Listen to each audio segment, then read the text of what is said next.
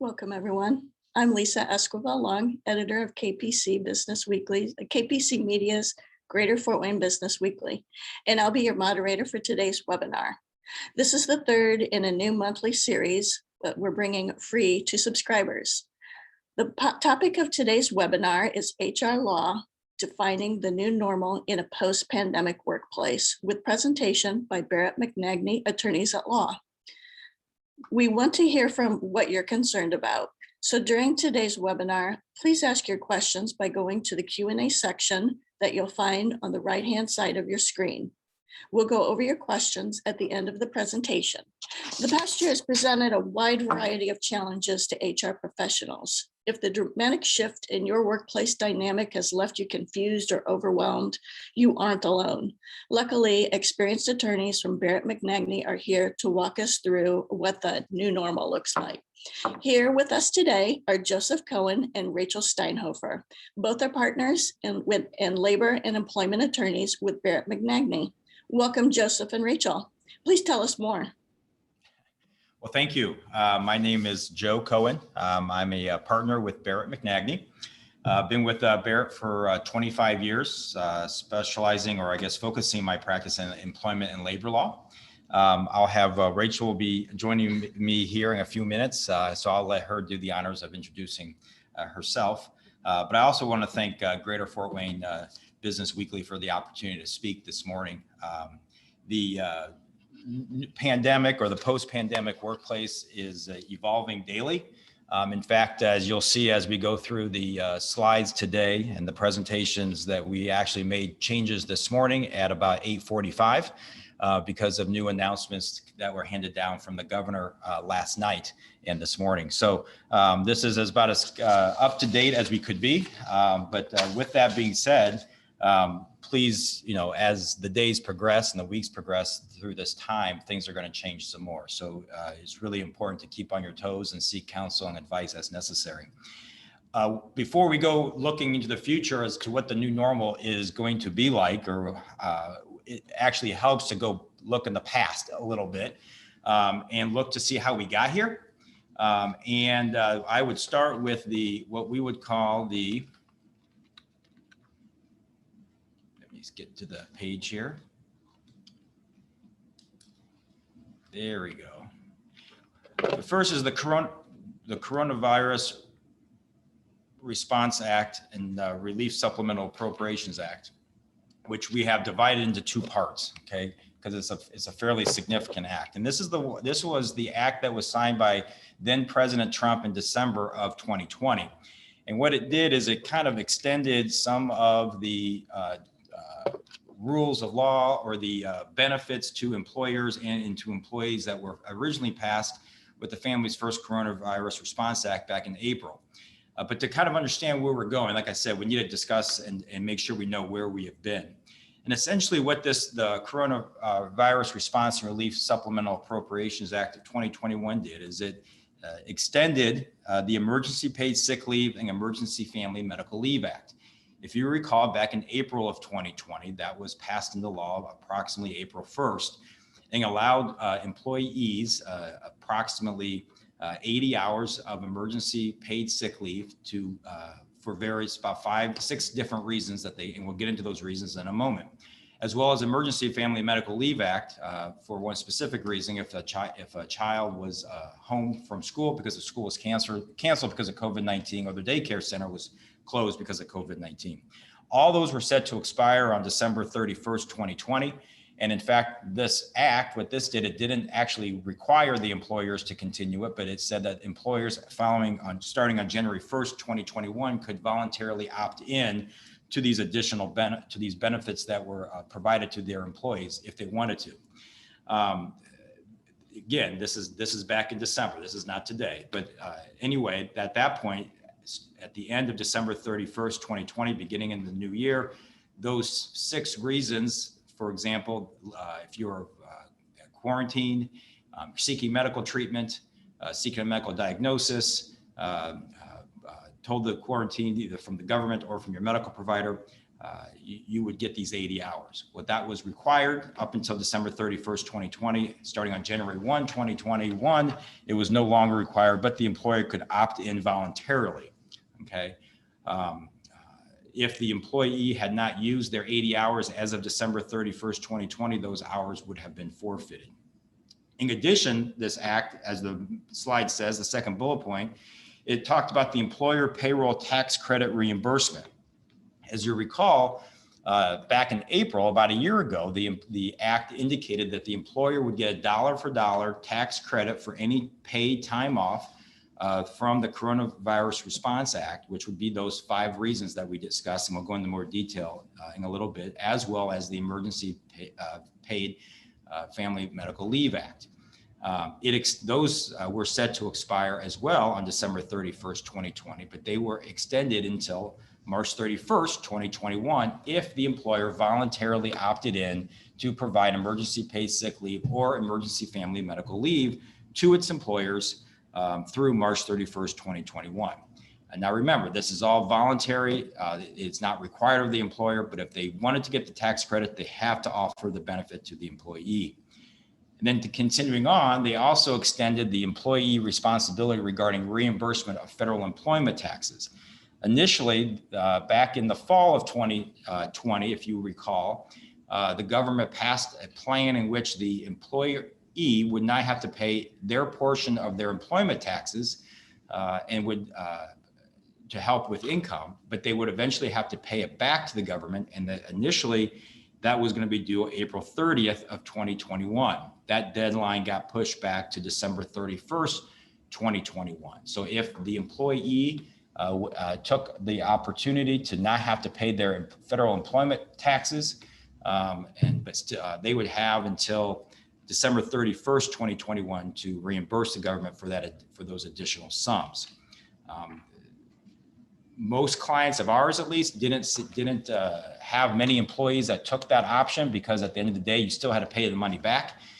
So near this time of year, if it was originally the deadline of April 30th, 2021, or now December 31st, 2021, you'd be paying twice as much as you would have originally in your employment taxes. Not to mention the fact that if your employee terminated before ever paying those taxes back, the employer would be on the hook and would end up having to potentially sue that employee and small claims court to get the money that would be owed to the government in employment taxes. That's a little bit the first part of looking backwards. What we have now is the second part of that was passed in December of 2020, and that is it. There was as you remember, the Paycheck Protection Program. Well, what happened in December is they reopened that Paycheck Protection Program to those businesses who did not request the entire amount of their PPP loan, and which they were eligible for now. They could still ask for the remaining balance. So if they were eligible for, say, $1 million, they had only asked for $500,000, they could ask for the remaining $500,000 at that time. The other part that the Act also provided is they gave the opportunity for employers that had under 300 employees a second opportunity for a different PPP loan. However, different from the first one, they had some additional eligibility requirements. Now, this was available for both profit and not-for-profit businesses, again, under 300 employees. But in order for them to be eligible for the second PPP loan, they must have used all of their first PPP loan and have used it for the proper purposes. Okay, in other words, it must have been forgiven, or at least they had hit all the earmarks for it to be forgiven. And they must be able to demonstrate that at least 25% of the loss of a loss in any quarter of 2020 as compared to 2019. So if the employer hit both of those, the company hit both of those metrics, they could apply for a second PPP loan to help with any losses that they had suffered in 2020. Now, the only other limit is that the second PPP loan was capped at the lesser of 2.5 times the monthly average payroll, or $2 million. Now, the PPP loans were available initially until March 31st, 2021, which we have passed, or until all the allocated funds have been dispersed. Now, I do know of a few entities that are still finding out that they have been granted the second PPP loan.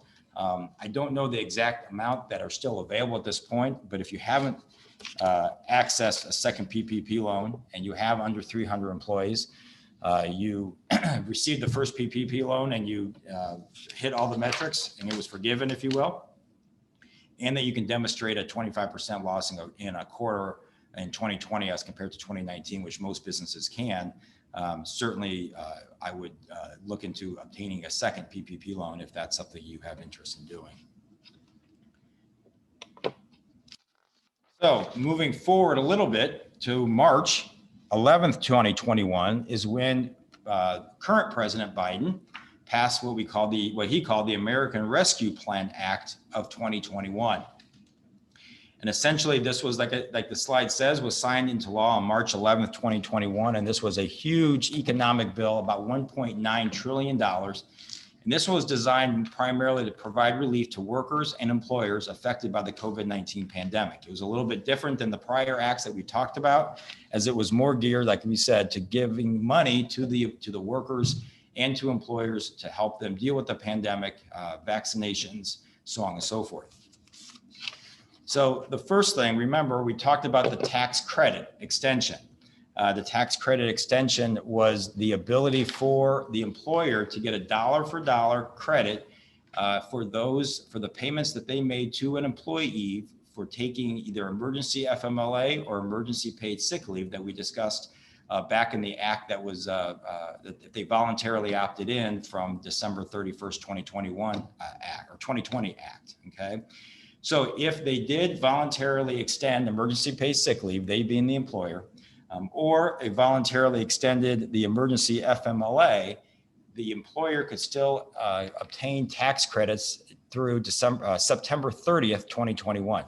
It was originally, as you recall, it was going to end on March 31st, 2021. But if you voluntarily opted in, you could get those tax credits through September 30th, 2021. Remember, that's a dollar for dollar tax credit capped at whether $200 or $511 a day, depending on the type of emergency sick leave or FMLA that was being taken by that employee. So at the end of the day, the employer was not going to receive any financial hit, if you will, for granting the leave to their employee. It was going to be covered by the government. The only thing that the employer had to do would be to file the claim with their accountants, if you will, or through their payroll taxes in order to get the credit. So again, it was an incentive to allow employers to extend this leave to their employees.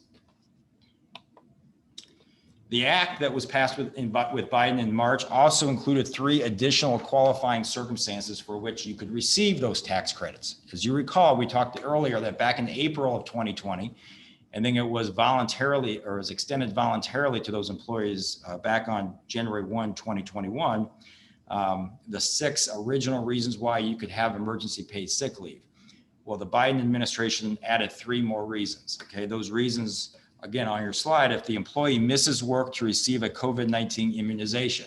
So if I was an employee and I took a day off of work to go get immunized or get my vaccine, the employer, if they opted in, would pay me to go receive my wages capped at $500. And then I would, as the employer, could receive a tax credit dollar for dollar up to $500 for that day that I missed receiving my COVID-19 vaccination. 2, if I missed work while recovering from an injury or illness related to a COVID-19 immunization. As you know, that there are some instances where there had been some side effects from whether the first or second dose of the vaccination. So if I had to miss work for a day or 2 as a result of one of those side effects, I could still, and the employer has opted into the program, I would be paid by my employer up to the $500, plus my employer would then get a dollar for dollar tax credit for the pay that they issued to me for that missed day. Third, if the employee misses work while awaiting the results of medical testing related to COVID-19.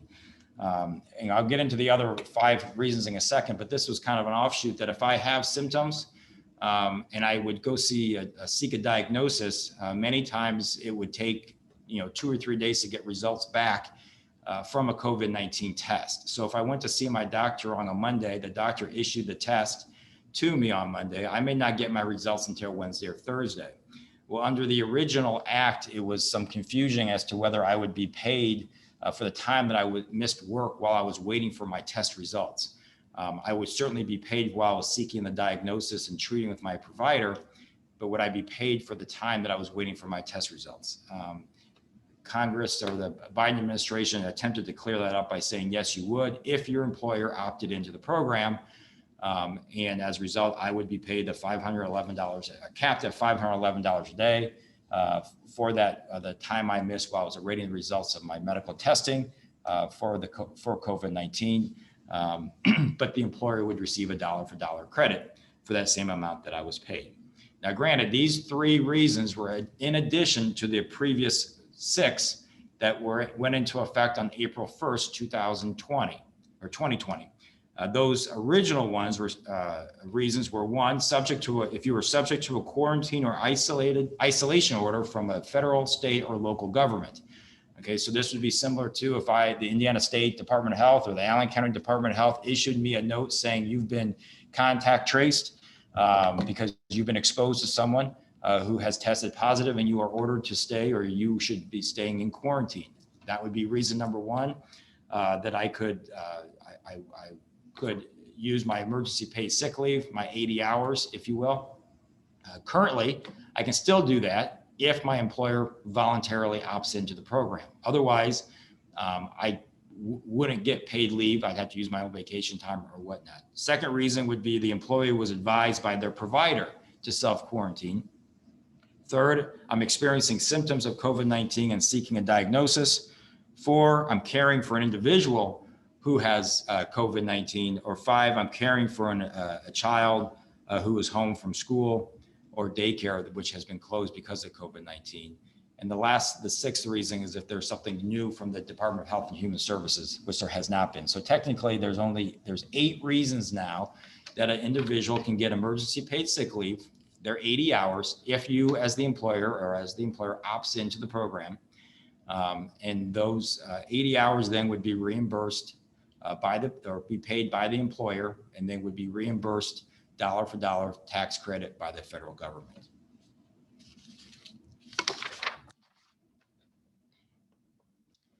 In addition, beginning April 1st, 2021 in the act, that there was a 10-day waiting period that has been removed for the unpaid emergency FMLA leave. So as you recall, there was 2 parts to that act that we discussed back in April of 2020, which essentially there was the emergency paid sick leave, and then there was the emergency FMLA, okay? Emergency FMLA, though, there was a 2-week period that was going to be unpaid. So of the 12 weeks of FMLA that you could receive, the first 2 weeks were unpaid. And during that unpaid time, the employee could use emergency paid sick leave so that they would get that 80 hours that they were given. They could use it for their emergency FMLAs. So however, that emergency FMLA could only be used if you were missing work as a result of your child being home from school or for daycare. You know, back almost about a year ago, when the schools were shut down, there was a lot of people who took advantage of this opportunity to use their 12 weeks of emergency FMLA because they had to stay home with their child because the schools were all shut down because of COVID-19. That allowed those individuals to receive pay $200 a day through the 10 weeks, capped at $10,000. The first 2 weeks, however, would be unpaid. What they allowed them to do is use the 80 hours of emergency paid sick leave to supplement that first 2-week period so that the 12 weeks would be paid, but you'd be using your emergency paid sick leave during those first 2 weeks. However, fast forward to April 1st, 2021, and the Biden administration changed that rule to indicate that those first 2 weeks of FMLA or emergency FMLA to taking care of your child who would be home from school or daycare would be paid at that $200 figure. So in other words, and they increased the cap from $10,000 to $12,000. If you do the math, that would make sense because it's $200 a day. So per week, that would be $1,000. So you would have 12 weeks of paid emergency FMLA, which would be $12,000.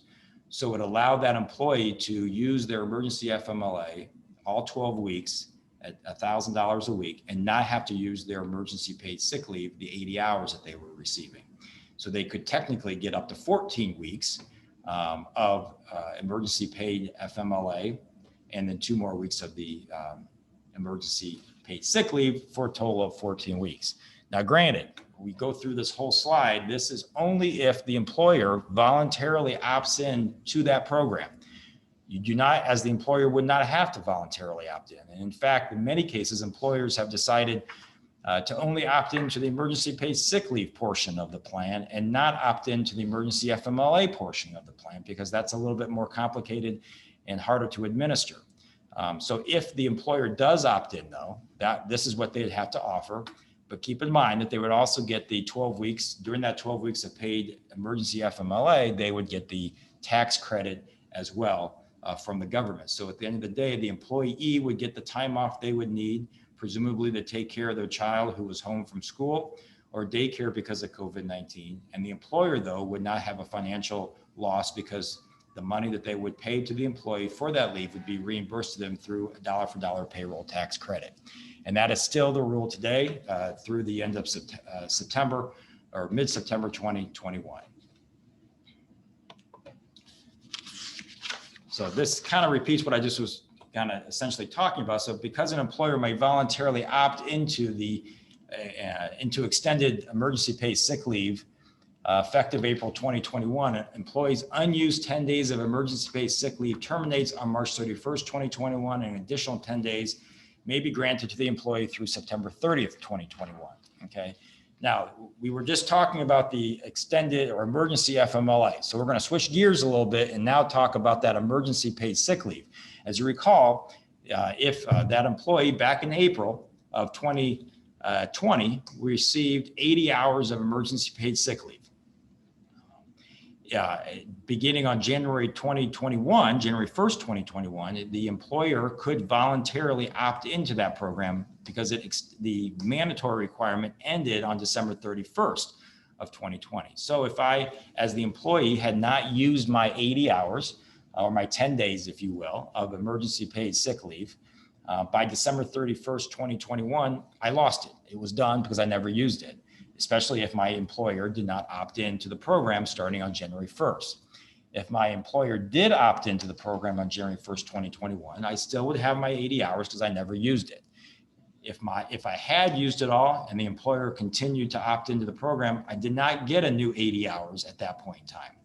However, with the new act that took effect in March of 2021, by the Biden administration, effective April 1st, 2021, if my employer voluntarily opted in to the emergency paid sick leave program, if I had used up all of my 80 hours previously, I received an additional 80 hours or 10 days at that time to use between that point, April 1st and September 30th of 2021.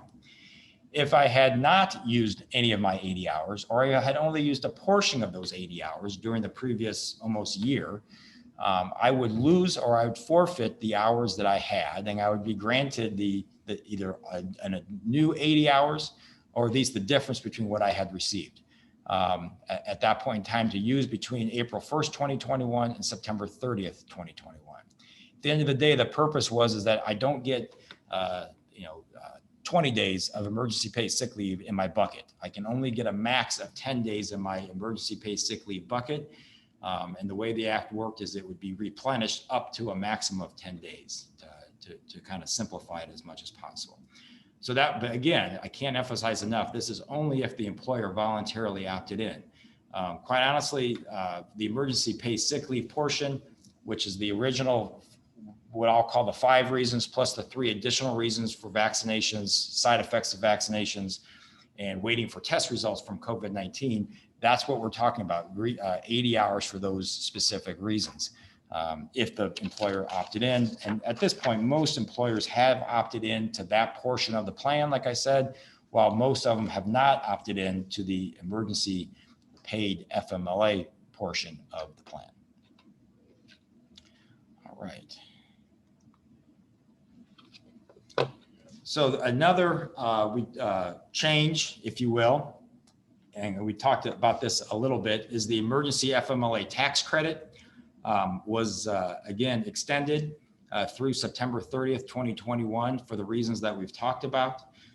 If I decide as the employer to opt in to the emergency FMLA portion of the plan, the employees would get paid the $200 or so a day, capped at that, up to 12 weeks, $12,000. And that with this new plan, I would get, as the employer, would get a dollar for dollar tax credit for that pay.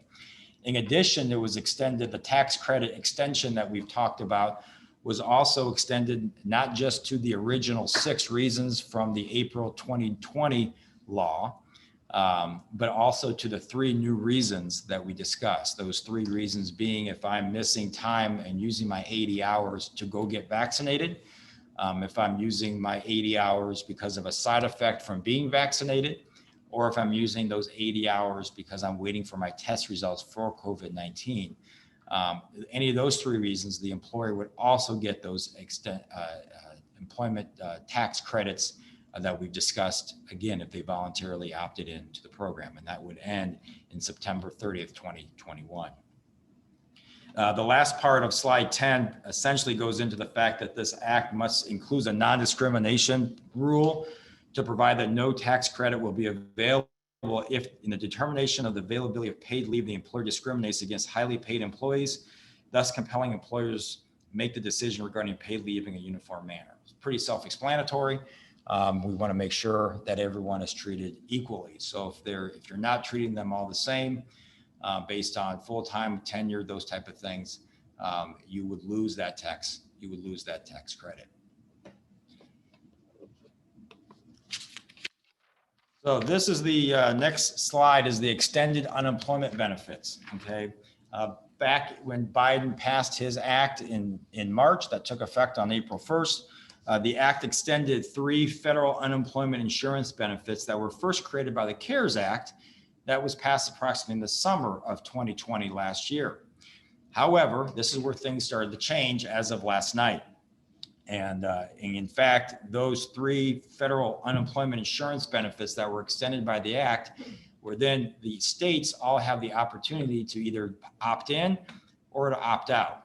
And we're going to get to each one of these 3 in a moment, but initially Indiana opted in, but they have now decided to opt out effective June 19th, 2021. So that was if you read your updates, including Fort Wayne or the Business Weekly as well, you would have noticed that today. The rationale being that the Indiana unemployment rate at the highest peak of the pandemic was approximately 17%. As we sit here today, it's approximately 3.9% unemployment. I think the rationale being is that the unemployment rate now is not much different than what it was pre-pandemic. In fact, the labor force participation rate is nearing pre-pandemic levels. The amount of job opportunities that are available in the state of Indiana are numerous, to say it mildly. And I think Governor Holcomb, in his opinion, the economy is doing great, is humming. I think he described it as the Indianapolis 500. And as a result, we should be giving no incentive to anyone to be staying home and giving them the incentive to go get work so we can continue to expand the economy. I think they had done some studies and some discussions with different sectors of the economy in the state of Indiana. And I think the unanimous belief was that we need employees. We have a lot of new businesses that are coming in to the state that need employees, and that there is no need to have these unemployment assistance programs that were created in the CARES Act and extended in March. And what those are is, first, the Pandemic Unemployment Assistance Program. Okay, this was a program that was created that was set to expire on March 14, 2021, but was extended to September 6, 2021. That gave unemployment benefits to such groups of employees, such as independent contractors, gig workers that were originally or traditionally not eligible for unemployment. So the CARES Act extended that, or created that benefit for them through September 6, 2021, and increased the number of eligibility weeks from 50 weeks to 79 weeks. Okay, that's a pretty significant bump. Right now, as we currently sit here, Indiana does participate in that program. But as I said already, effective June 19th, 2021, so in approximately 30 days, Indiana will be pulling out of that program and will not be offering that benefit anymore. The second program was the Pandemic Emergency Unemployment Compensation Program. And this is the program where the typical insurance benefits for those workers who were unemployed, those unemployment benefits were set to expire on March 14th, 2021. Those were the ones who were presumably terminated or were unemployed as a result of COVID-19.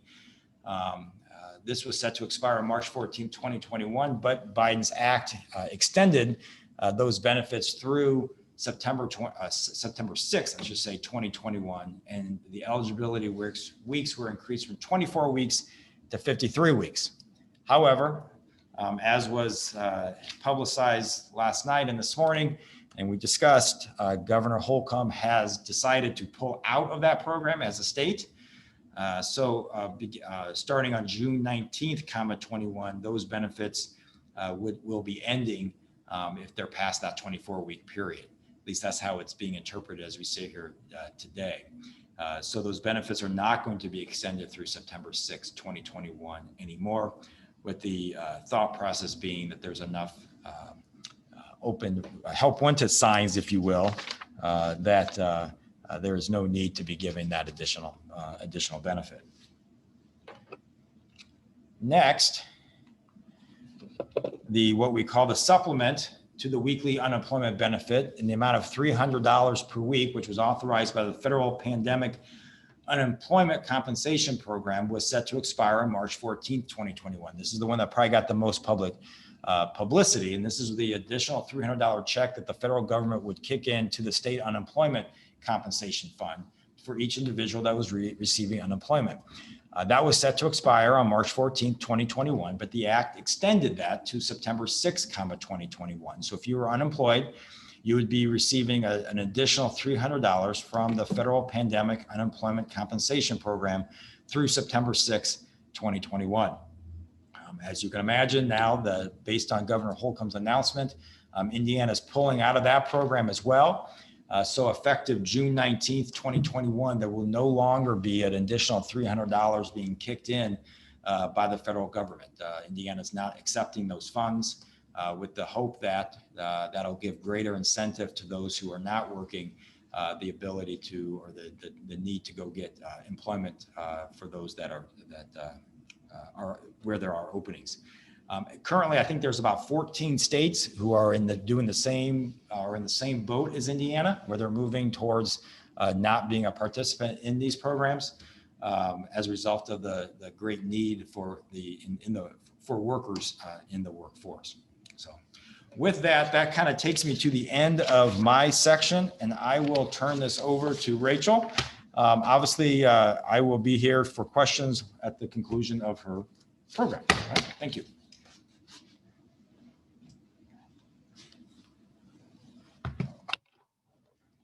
Hi there. Hello. My name is Rachel Steinhofer. I've been with Barrett McNagny for 6 years, practicing for 10, and I am, I guess, the most recent partner for Barrett McNagny. Before I get started on my portion of the presentation, I wanted to let you all know that for those of you who are needing continuing education credit, this program has been approved by SHRM and HRCI credits for those viewing the webinar live. And at the conclusion of the live program, the program IDs will be provided in the chat feature, okay? That's something important. You have to be attending this live for those credits, okay? Thank you.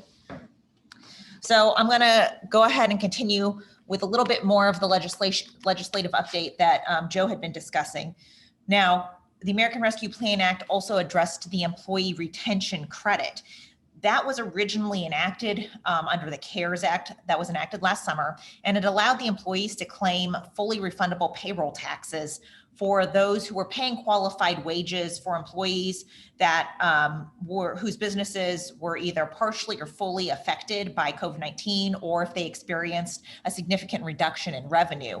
Now, the ability to claim those tax credits has now been extended basically through the end of 2021. And now it also includes all startup businesses that were not previously eligible under the CARES Act last summer. And additionally, the American Rescue Plan Act addressed the COBRA subsidy. Now, the COBRA subsidy, the act allows employers to subsidize 100% of insurance premiums, or employees rather, and their covered relatives who were involuntarily terminated regardless of whether it was related to COVID-19. And so that allows those employees and their qualified relatives to remain on company-sponsored health plan. The subsidy began on April 1, 2021, and it ends on September 30 of 2021. By May 31st, so the end of this month, the employer's COBRA notices need to include the information about the availability of this subsidy. Okay, and that notice must be sent to employees who have been involuntarily terminated, retroactive all the way back to November 1, 2019. The Department of Labor has actually provided us with guidance on this issue and has asked that employers provide model notices within 30 days of the enactment of the act. So that should have occurred already by the end of April of 2021. Now, to address more practical matters, I know we've been dealing a lot with legislation and how that has affected us, the employers and employees. Some of the issues that we are now facing with the vaccination being available is whether to require our employees to be vaccinated. I think that Joe and I and some of our other partners in the labor group we've discussed this at length. Can we mandate a vaccination of our employees? There are a lot of considerations in whether an employer can do that. And while we think that maybe an employer could, it's probably more appropriate for the employer to strongly recommend or strongly encourage the vaccine. Some of the ethical considerations to consider is that the vaccine, at least as of right now, I mean, it's still undergoing some approval through the FDA. And as you know, as we're following through with the news, they keep decreasing the age limit. So now most of the vaccines are available for those who are 12 years old and older. I'm not all of them, but some of them. And some individuals are concerned with getting the vaccine because of the way in which the vaccines were approved by the FDA. So here, initially, they were approved under an emergency use authorization, and they continue to undergo the process under the FDA. And that's a little different than, say, our chickenpox vaccine, our MMR vaccine. And I'm not here necessarily to advocate either way about the safety and effectiveness of the vaccine, but mainly to bring you guys or to point out some of the ethical considerations for that. Additionally, we as employers face federal requirements regarding reasonable accommodations to employees with disabilities. We as employers are limited in what we can ask our employees. In theory, we're not supposed to ask them, not in theory, but legally we shouldn't be asking them any medically related questions or require them to undergo a medical exam unless it's job created and it's due to a business necessity. Now, getting the vaccination is not a medical exam, especially because our employees would be going to third-party administrators, for example, the Amaro Parkview Center or the Coliseum or Walmart or Kroger or any of the pharmacies locally to get that. So getting the vaccine itself is not a medical exam. But if you require, or if you are administering it and you have a pre-vaccination questionnaire, that might be considered a medical exam, and your employees have to be providing that information voluntarily if they're giving it directly to the employer. Additionally, one of the things that we have to consider as employers is whether we have employees that have an underlying health condition, which could be a disability or perceived disability under the Americans with Disabilities Act, and whether that allows them to to get the vaccination. Some individuals have opted not to based on some of their healthcare issues, and that is their own decision. And we have to then think from the ADA perspective, what can we do to provide them with a reasonable accommodation? We have to consider, I think, weigh whether this individual who's not vaccinated is a direct threat to the health and safety of all of the other employees to whom this employee could be exposed. And to provide a reasonable accommodation to that person who's not vaccinated, can we separate that person in the workplace?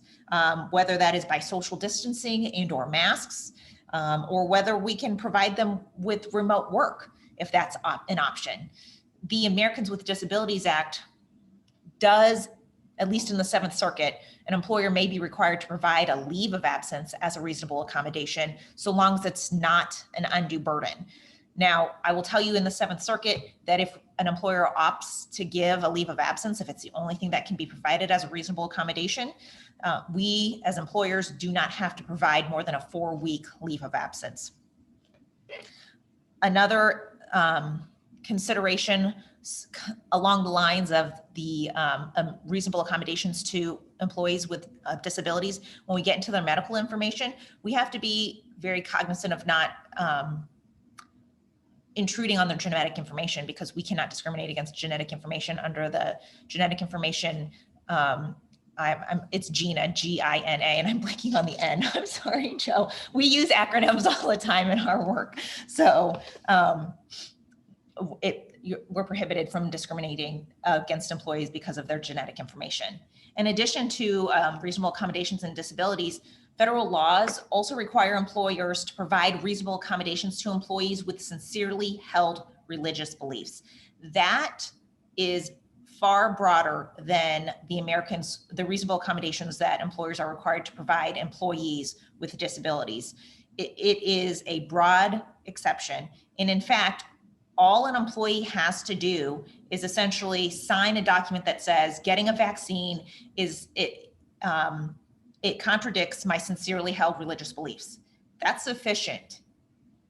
And submit it to the employer to say, I'm not going to get this vaccine, even if it's mandated.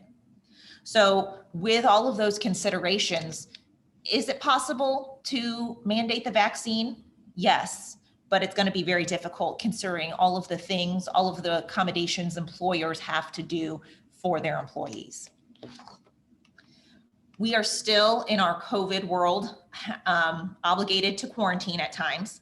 Now, I will tell you obviously that the CDC has most recently updated their quarantine recommendations. Anybody who's fully vaccinated and who does not experience symptoms does not have to quarantine. However, that individual still needs to monitor their symptoms for 14 days, our 14-day window, right? And if a vaccinated individual has become symptomatic, that individual needs to quarantine and seek care with a healthcare provider and inform the healthcare provider of his or her vaccination status. Normally, here in Allen County, I believe that they still, to the extent an individual needs to quarantine, they still encourage 14 days for a quarantine. For an employee who has tested positive for COVID-19 and who is obviously, they still need to, this is based on the CDC's newest guidelines that they updated in December, they can continue to quarantine for 10 days. And then they have to be fever-free for 72 hours and all of their symptoms need to be improved. And then, so that quarantine period has shortened to 10 days. Now that, or 7 days if they have a negative test, they still need to continue to monitor all of their symptoms for the whole 14-day period. That 14-day period is still important regardless of whether you end the quarantine. There is not in addition to that, with our quarantine obligations, we have to still consider whether an individual is a high-risk exposure, okay? We can think back to last year, well, what's a high-risk exposure? If an individual has been within 6 feet of an infected person for more than 15 minutes within a 24-hour period, that individual is considered a high-risk exposure and should quarantine if they are not vaccinated, since I've already addressed the newest vaccination requirements or recommendations rather. That employee needs to isolate for 14 days or 10 days or 7 days, depending on the time. Now, the reason why we say in here we need to restart the clock, this is the best way to explain this to everybody is by way of example. I'll use my family, for example. We are a family of 4, my spouse and I, and we have 2 children. Let's say I am not vaccinated. I am now a high-risk exposure because I've been in contact with an infected individual. I need to go home and quarantine. I need to stay in my own room, and my husband is going to care for my 2 kids, and they are going to go about their day in the rest of the house. Now, let's say I do end up becoming symptomatic. I still quarantine in my room. Let's say my daughter becomes symptomatic. Well, then she needs to then stay with me. The 2 of us stay together, but the clock restarts for my husband and my son because they have now been high-risk exposures to my daughter who became symptomatic 3 days after I did. Okay, so it's not just 14 days, unfortunately, for that whole family. It could be an entire month, depending on when the last person became symptomatic. By the time you and your significant other, in my case, in my example, we are both symptomatic, well, then we're not going to necessarily quarantine from the rest of our family because we have to care for our children together. But we have to continue to restart that clock until it runs its course through our household. And so that's what that means to restart the clock. Now, like I said, I mentioned the CDC's new guidelines about the 7-day and 10-day isolation from the negative test. That's after 10 days without a test if the person has no symptoms, or 7 days with a negative test if the person has reported no symptoms. Again, still monitoring for 15 days. Now, we did not have a slide necessarily on this. Just last week, the CDC released new guidelines or recommendations with respect to mask wearing. The CDC has indicated now that fully vaccinated individuals no longer have to wear masks for indoor or outdoor activities. Still can opt to, always, but don't have to. This does not trump any state or local laws or ordinances requiring mask mandates, okay? So there are states, there are cities still throughout the United States that are still requiring masks, and the CDC's recommendations do not negate that. So if we're in California, we're going to continue wearing masks, hypothetically, okay?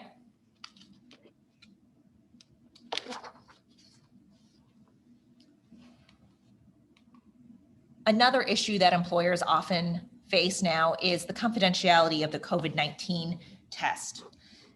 The Americans with Disabilities Act provides strict confidentiality requirements to employers about their employees that have tested positive for COVID-19. A COVID-19 test is considered health information. In our world, health information, medical information is kept separate from an employee's personnel file, and it cannot be disclosed to other individuals. Under other circumstances, for example, let's say I have an employee who has a back injury and requires a standing desk as an accommodation. This is just a more simple, probably more common example. The employer can then get that standing desk, but can't comment to any of the other coworkers as to why that employee received the standing desk, because that would be disclosing that employee's health information.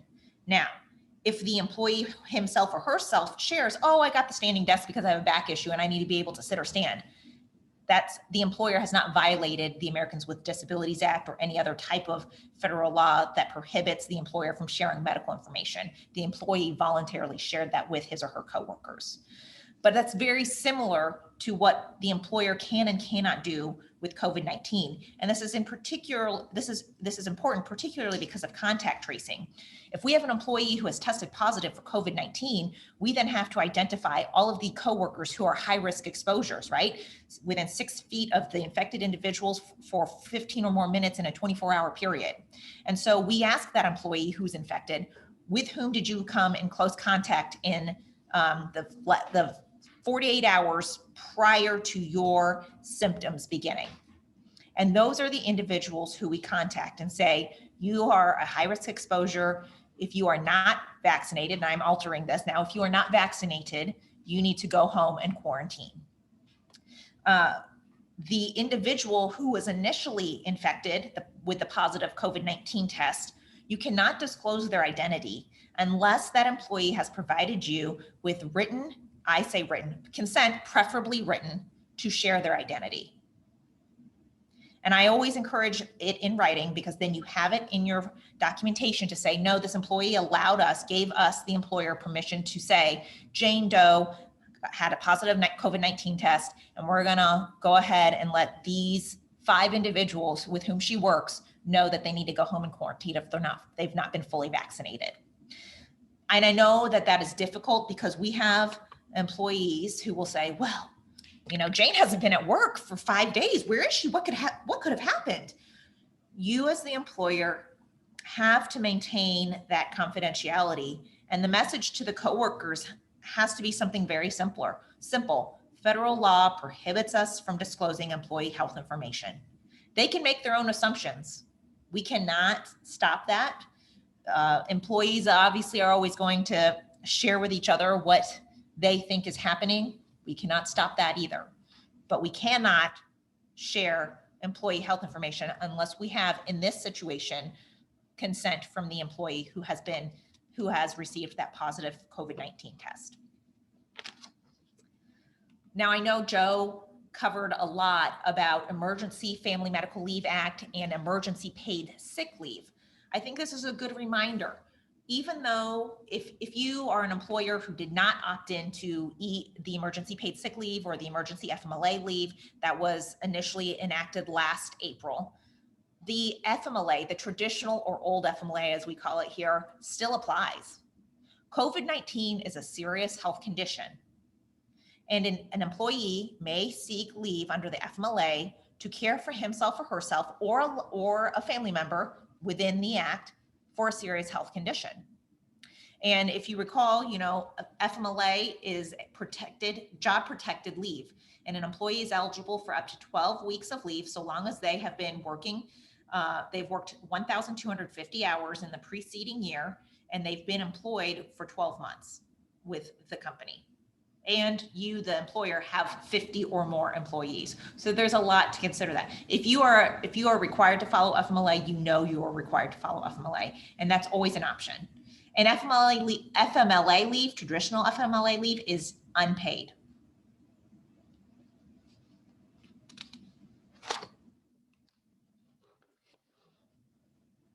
We as employers also have to be cognizant of what OSHA requires us to do. We as employers are required to provide our employees with a healthy and safe work environment. And in the world of COVID-19, I think that employers have been inundated with usually anonymous complaints. I have an employee who has called, or there's an employee that's called OSHA or the Indiana OSHA saying, my employer is not doing anything to prevent COVID-19. You need to go investigate. And so OSHA will reach out to the employer and say, hey, we received a complaint from an employee saying that you have not been following protocol to prevent the spread of COVID-19. That is one of the reasons why it's so important for us, especially when all of us started coming back to in-person work, or for those who haven't yet to consider this, we need to assign, it's always good to assign somebody within the office to be kind of the COVID-19 coordinator, okay? That individual might be the person, and it might usually be the HR person who tracks every employee who has, when COVID-19 is reported. And that coordinator is the point person for then doing all the contact tracing. Before coming back to work, it's great and a great idea, highly encouraged to identify high hazard areas. I know as limitations have been lifted and peeled back, it's maybe not as necessary, but I think it's still important to consider limiting measures, masks for those who are not fully vaccinated, continue to social distance for those who are not fully vaccinated, to the extent required, closing common areas so that there's not a high congregation. Obviously, as people continue to get vaccinated, that can be not something that is necessarily as important. still send employees home who are symptomatic or who are considered high-risk exposure to an infected individual. Always encourage good hygiene, continue or implement and continue a cleaning routine. For example, we have disinfecting wipes around the office still. Go around every so often and disinfect with wipes the high traffic areas like doorknobs, elevator buttons, staircase rails, things like that. And then I know initially when individuals were still going to, well, when they were coming back initially last summer, body temperature checks daily. And what I will say about that is that if you continue to do a body temperature check for those who are not vaccinated or who are, I think you have to do it for everybody, but if you do that, those are considered medical, that's considered medical information and should be kept separate from any personnel file or kept together, but separately in a confidential cabinet. And all of those things, when you get a complaint from OSHA, those things can be produced in response to the complaint saying, OSHA, thank you for bringing this complaint to our attention, but we have a process, protocols, signage, supplies to show you that we have been providing or trying to provide a safe and healthy work environment for our employees despite COVID-19. In addition to this, I think it's important to consider what OSHA is requiring for those given the lift or the recommendation that masks are not necessarily required for those with that have been fully vaccinated. We could, as employers, trust our employees and just assume that if they're not wearing a mask, they're fully vaccinated. I think I maybe am a pessimist, but I would prefer some type of documentation for that. So one of the other considerations is to require employees to sign a certification that says, I certify that I've been fully vaccinated and therefore will not be wearing my mask. Another option for employers to consider is to require employees to produce proof of vaccination. And it will be kept in their medical file. But for example, I got a card for my vaccines and with the dates for each of them. And I could just make a copy of that and give it to the HR individual and they'll put it in my medical file. And so then that's proof to show that I have been fully vaccinated. And if I choose not to wear a mask, I'm not going to because I'm fully vaccinated. I think that those two latter options of some type of proof, either a certification or actually proof, whether it's that card or an email from, in our case, the Indiana State Department of Health, that we've been fully vaccinated, are legal. You're not necessarily asking any other questions, and you're not asking individuals who haven't been vaccinated why they haven't been vaccinated. But then that assures that those who are fully vaccinated, that's why they're not wearing masks. To that point, because we are required to provide a safe and healthy workplace for our employees, if we don't have any mechanism of monitoring who has and has not been fully vaccinated, those who have not been fully vaccinated, if they come in with COVID-19 and they infect the other coworkers, well, then the coworkers who have been infected can say, well, the employer knew that they weren't, well, in our case, we don't have anything to disprove it, but say they allowed employees to come into the workplace and they weren't wearing masks and they were infected and they spread COVID-19. And so that's where we're coming from when we say document or have some mechanism of documentation when you say, okay, employees, you don't have to wear masks if you're fully vaccinated. Now, I know we discussed vaccine mandates. Vaccine incentives are slightly different. The employer can the employer can take measures to incentivize their employees to get the vaccine. Now, the EEOC has issued, I would say, guidance on wellness plans, which this could be part of. And they generally say that so long as the vaccine is voluntary, an employer can offer something of de minimis value to incentivize their employees to get the vaccine. And I will tell you that there are some big players that have been doing this since the vaccine became available at the beginning of this year. Now, when I say de minimis, it's relative, but I'll give you some examples. Kroger has offered a one-time payment of $100 to each employee who has received the vaccination, whether it was the 2-shot or the 1 shot. Love's Travel Stops has offered a one-time $75 payment to each employee. Amtrak excused and paid absences to get the vaccine during regularly scheduled work hours and paid its employees an allowance of 2 hours of straight time when after they've submitted documentation of the vaccination, plus excused absences for any side effects and pay protected up to 48 hours after the vaccine. And then Darden's Restaurants, which is Olive Garden and Longhorn Steakhouse, they offered 2 hours of pay for each dose. So if they got the 2-shot vaccine, up to 4 hours total. And then Aldi covered all costs for the vaccine administration plus 2 hours of pay for each dose. None of those have been considered or rendered illegal, and it is a way for employers to encourage their employees to get vaccinated. On the flip side, those individuals who choose not to get vaccinated don't get that benefit, but they are not subject to any adverse employment. They continue to be employed. They just don't get this benefit, and they continue on with their employment. Now, with COVID-19 and the emergency paid sick leave provision of the Families First Coronavirus Response Act that was enacted last April, there has been proposed, and I say that with an emphasis, legislation of national paid leave. And when the proposal first came about, it was proposed that it would be 66% of monthly wages for up to 12 weeks off.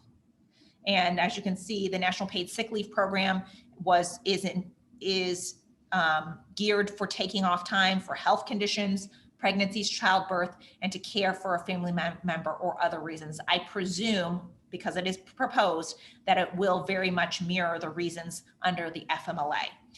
There are states and there are cities that require paid sick leave, but there is nothing on a national basis that requires paid sick leave. And again, I cannot emphasize enough, this is proposed. Part of the reason we don't like to talk about it is when there are questions, well, what if this and what if that? We don't know yet. And I suspect that whatever form this legislation has been presented, it will not, if it is passed, it's not going to be in the same form in which it was initially proposed. And so with that, we will open the floor to questions because I know we have a few in our Q&A queue.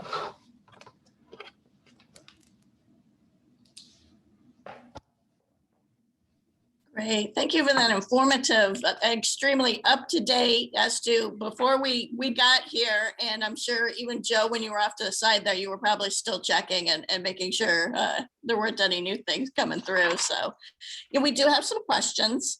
And one of these, I believe, Joe, was answered on slide 9, but the question was, is the emergency paid family leave discontinued? And this person was wondering because their company had not voluntarily continued the tax credit program from 2020. So it sounds like their in that employees situation, in that situation, I'm guessing their employer decided to opt out of the program. Like I said, most of the clients that I've dealt with on a day-to-day basis in regards to this issue, kind of tried to, for lack of a better phrase, split the baby a little bit, where they may have remained and opted into the emergency paid sick leave, but they do not opt into the Emergency Family Medical Leave Act portion of it. So it's still in effect technically through the end of September, but only if the employer voluntarily opts in. So it's still out there, but it would have to require the employer to opt in for it to be effective. So. And Rachel, someone wanted to just be specific. So for employees who had COVID and they still might have the antibodies, apparently they're being, there's recommendations that they shouldn't get the vaccine yet. Do those people need to submit some documentation to say why they're not getting vaccinated? I would say no. Okay, so I know where you're going with this, yes. So there have been recommendations by the CDC and other healthcare providers that those who have been infected with COVID-19 wait about 3 months, I think, if that's correct, until they get the COVID-19 vaccine, basically to decrease that individual's reaction to the vaccination, because that vaccine is basically putting more antibodies into that person's body, and that can cause a really severe reaction. Employers, our recommendation is that employers request only proof of vaccination, not any reason why that individual is not being vaccinated. And we are not healthcare providers, and so we're certainly not experts in the healthcare world. We're just trying to provide guidance to employees in this unfortunate and very difficult time in which to navigate. And keep in mind that, you know, before we had vaccines, or even when they first came out, people who had COVID in the past were still required to wear masks. Even though they had the antibodies, the likelihood of them maybe getting it was less than someone who had not been infected. So in that situation, they're, you know, according to CDC guidance, they're going to be still required to wear a mask in that situation until they get the vaccine and they can demonstrate proof. And on Joe's note on that, those who've been infected with, even early on, you know, I would say early on, a year ago, when those who did become infected, you know, would have antibodies. Even the CDC was saying, well, those antibodies are really only good for those who have actually been infected for maybe about 3 months. And so that's why they still encourage those who have actually had COVID-19 to continue wearing masks if they have not been vaccinated. And this is something we have a lot of questions regarding this. Another one is, so you have an asymptomatic, so they're not exhibiting any kind of symptoms. It's a vaccinated person. So that person does not need to quarantine if exposed. Well, yeah, I mean, currently that is the most recent CDC guidance that was updated in the last week or two, that if you've been vaccinated and you are asymptomatic, which means you don't show any symptoms, you would not need to quarantine. To be honest with you, if you have no symptoms and you've been vaccinated, you probably don't even know you have it, which means that you probably wouldn't be able to quarantine anyway. It's even gone so far to say that if you've been exposed to someone who has COVID, you are asymptomatic and you've been vaccinated, you would not need to quarantine.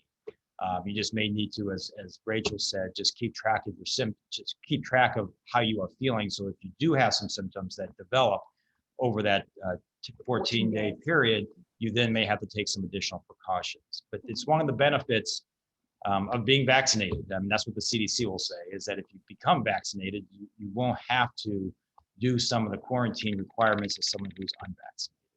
So. And this person just wants to reiterate, you are saying it's better to make a recommendation rather than mandating that employees get vaccinated.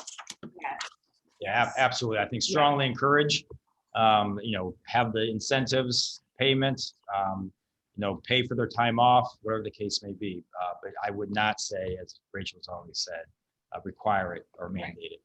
I honestly, from a legal perspective, you can go ahead and put out a mandate, but realistically, I don't know that there's such thing as a vaccine mandate, given all of the exceptions and exemptions out there.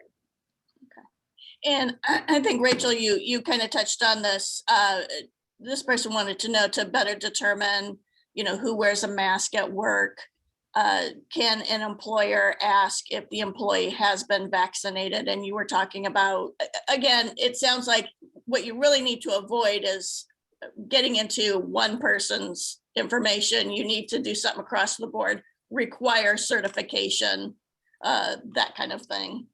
I think that, yes, I think it's best practice is to have some type of uniform policy and approach to lifting the mask mandate. And it is applicable to all employees. All employees who want to go without a mask, if you're going to, I should say, let me back up a little bit. An employer can say, we're lifting the mask mandate. They can do that. That's an option. We'll make, and by say lifting the mask mandate, we're making masks optional. If you as the employer want to have more peace of mind, I think that's the best way of putting it, especially in light of the CDC's most recent guidance on masks and mask wearing. The employer should implement a uniform policy that's applicable to all employees that says, if you are going to elect not to wear a mask, we need to know that you are fully vaccinated. If they're going to continue to require those who have not been vaccinated to wear masks. And I think that goes towards the OSHA requirements, what an employer has to do under OSHA to provide a safe and healthy work environment for its employees. And one person wants to know, so what if the employee refuses to provide any kind of vaccination information? Well, if you would have the policy that says, this, hey, we're going to allow you to not wear a mask pursuant to CDC guidelines, only if you have been vaccinated. That's where you get to the three options that Rachel talked about. So the one option that she said is that you just make the policy and you go on trust. So if someone hasn't technically been vaccinated, as the employer, you're really not going to know that. So it's going to be difficult to discipline anybody. The problem that you're going to run into is you're going to probably have coworkers that may come up to you as a supervisor or manager and say, hey, I know Rachel's not vaccinated. She told me she wasn't, and she's not wearing a mask. I feel like my health is at risk. So you're going to get yourself in a tight spot as the employer.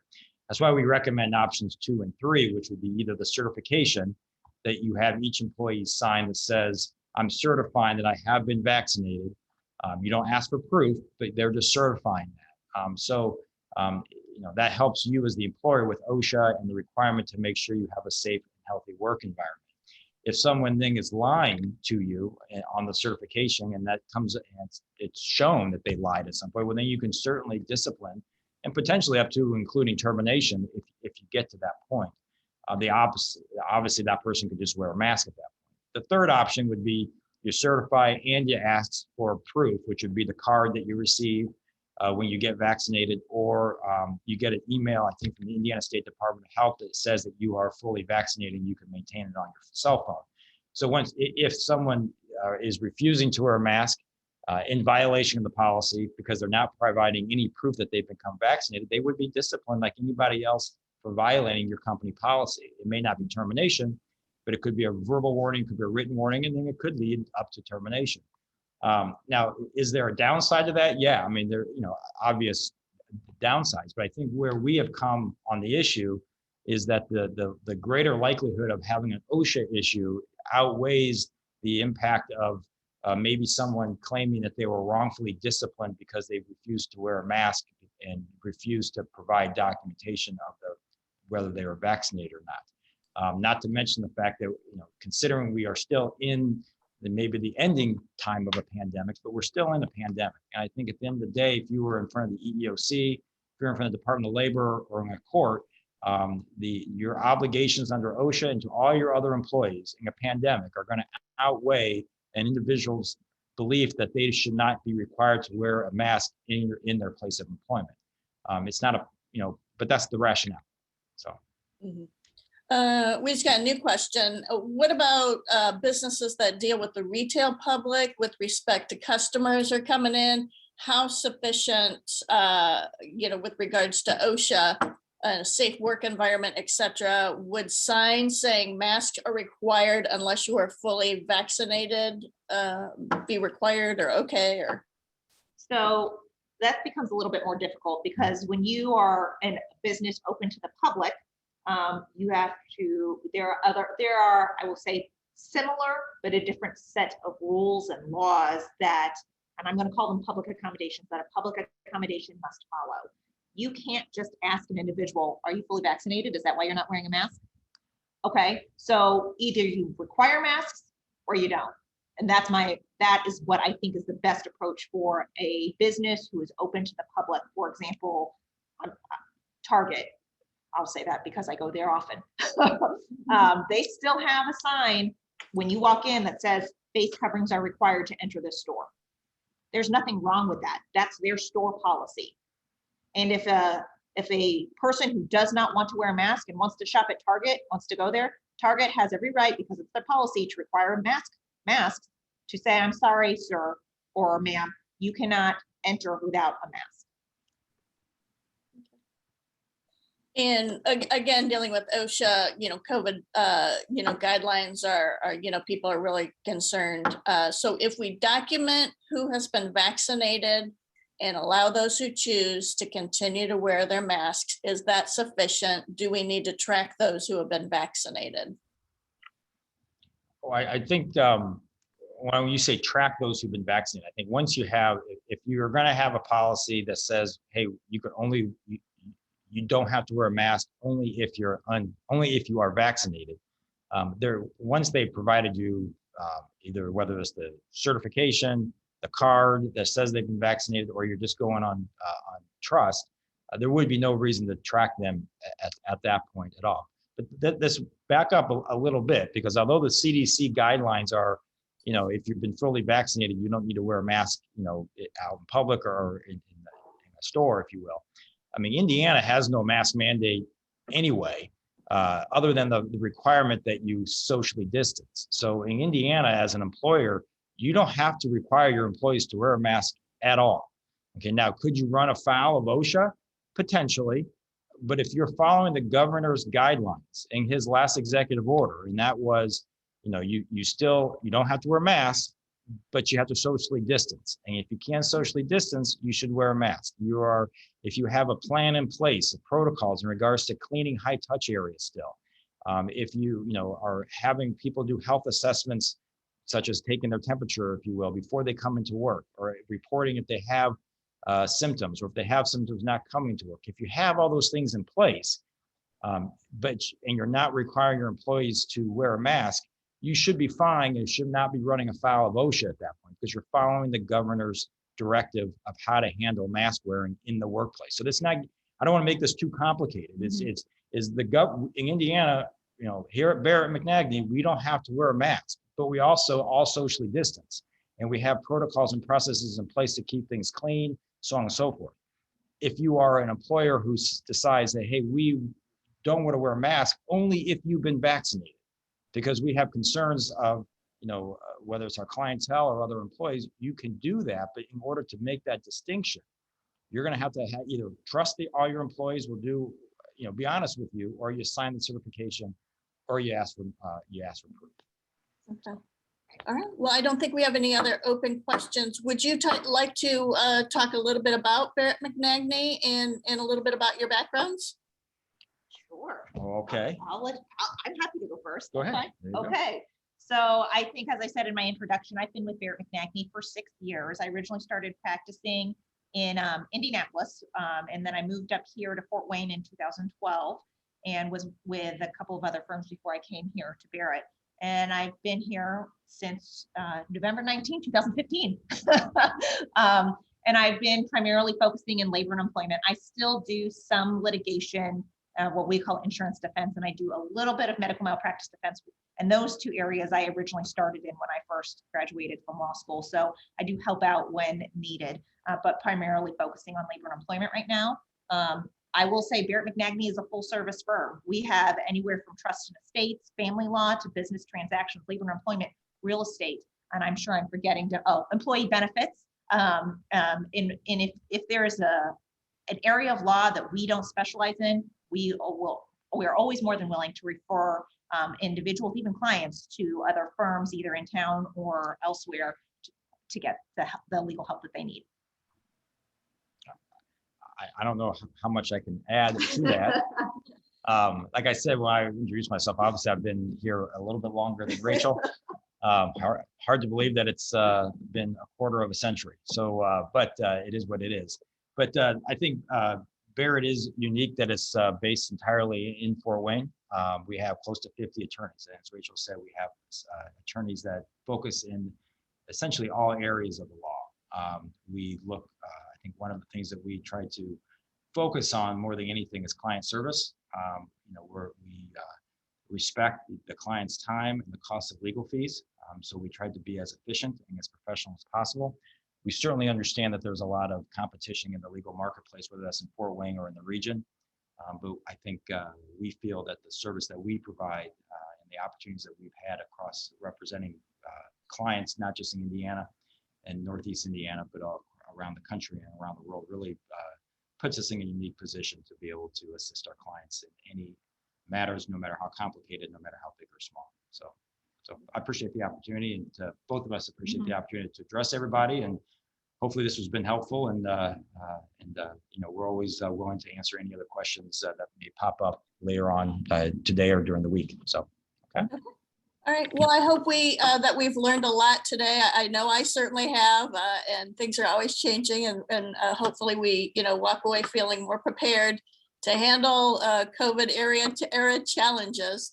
So if your question did not get answered during today's event, Barrett McNagny has graciously agreed to respond in a follow-up email to everyone who registered today. We'll send out the video to everyone who registered, so be on the lookout for that. And then we're going to tell you a little bit about next month's. It's going to be about elder law. You can view previous Business Weekly webinars, submit a topic you'd like to cover, or find out how you can become one of our presenters by visiting us at www.kpceventbuzz.com/webinars. The webinars, again, are free for Business Weekly subscribers. Non-subscribers will pay a small fee. And I want to thank Joe and Rachel again, and have a great day, everyone. Thank you. Thank you. Bye-bye.